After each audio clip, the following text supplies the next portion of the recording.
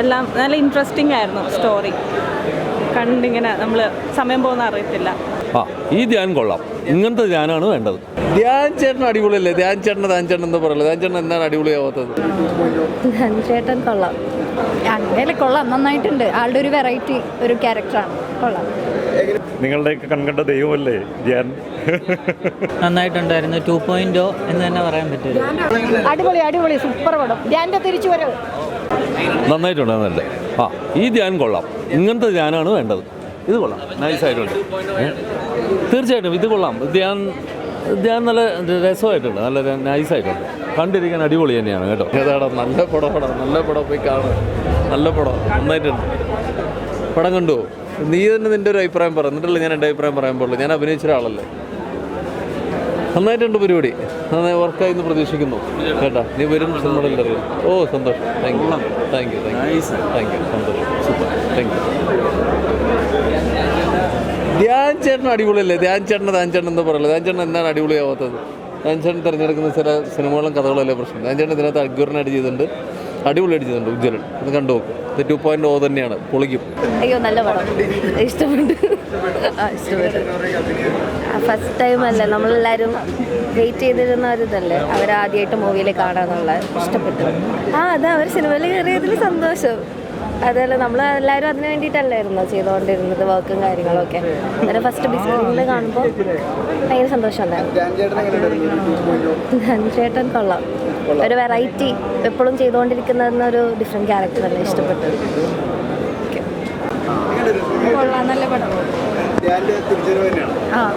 അങ്ങനെ കൊള്ളാം, നന്നായിട്ടുണ്ട്. ആളുടെ ഒരു വെറൈറ്റി ഒരു ക്യാരക്ടറാണ്. കൊള്ളാം.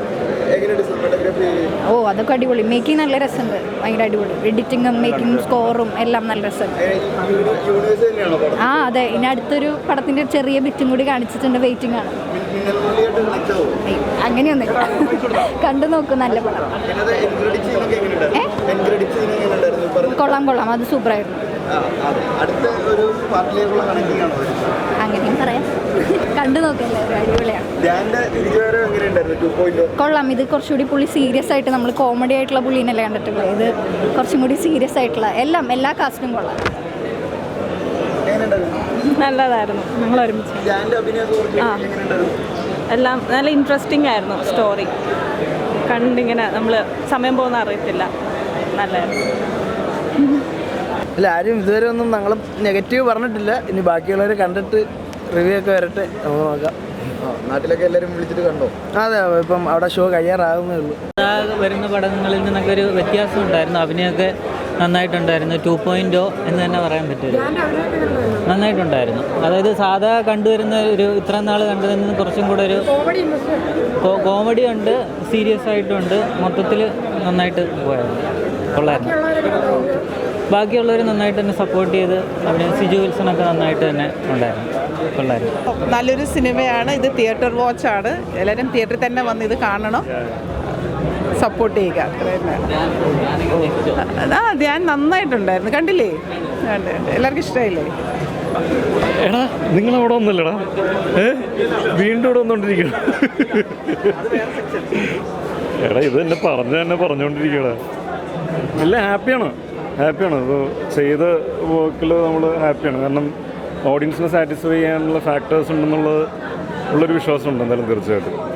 അതുകാരണം തിയേറ്ററിൽ നിന്ന് നല്ല റെസ്പോൺസ് തന്നെയാണ് കിട്ടുന്നത് ഓഡിയൻസിൻ്റെ അടുത്ത് നിന്ന്. അപ്പോൾ ഇനി കാണാത്തവരുടെ നിങ്ങളൊന്ന് മാക്സിമം പ്രൊമോട്ട് ചെയ്ത് കാണാനായിട്ട് ശ്രമിക്കൂ. നിങ്ങളുടെയൊക്കെ കൺകണ്ട ദൈവമല്ലേ ധ്യാൻ? എന്നാലും ധ്യാനം നല്ല അടിപൊളിയായിട്ടുണ്ട്. എല്ലാവരും പെർഫോമൻസ് അടിപൊളിയായിട്ടുണ്ട്. വിവരണമായിട്ടുണ്ട്. അപ്പോൾ എല്ലാവരും കാണാത്തവരുടെ കാണാൻ പറയും.